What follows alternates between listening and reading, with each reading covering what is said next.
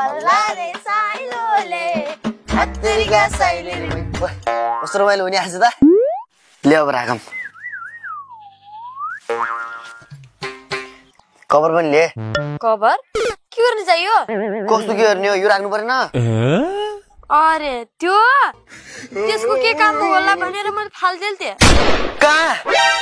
उही इयरफोन लगा था मेरो के छ र दाइ के नि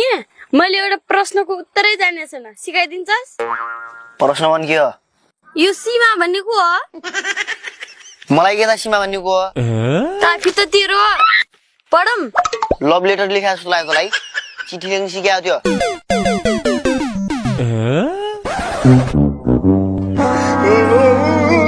ल ठीक छ त्यसो भए एउटा गीत गाइदिनुस् त पढ्न ल मान्छे यस्तो पनि सुन्दै त्यत्रो मोबाइल चलाएर मात्रै हो न म खाना पकाउँछु तैले तरकारी पानी हाल है ल ल छिटो है छिटो हुन्छ के हुन्छ पहिला खाना त पका ए दाइ तरकारी पानी हालिलिस पहिला तैले भन्न तरकारी भुटिसी नै तरकारी भुट्ने मात्र हैन पाकिसक्यो अघि नै भन्नु पर्दैन थियो अब हाल्छु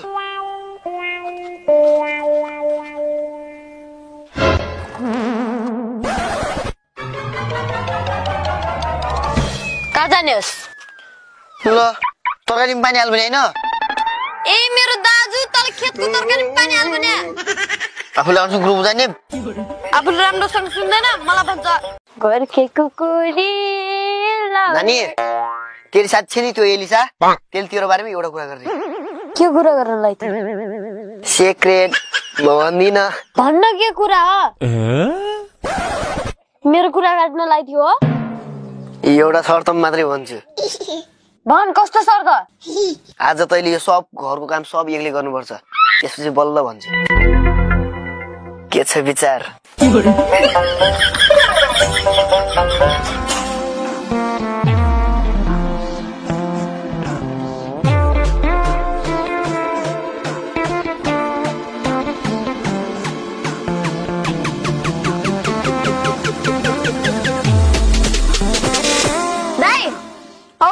के कुरा गर्दै मेरो बारेमा टिका मेरो बेस्ट फ्रेन्ड हो भन्ती दाइ भन त आज के तरकारी पकाऊ भयंकर के छ जरी पकाम आफन्त ठुला मान्छेसँग कसरी बोल्न सक्छ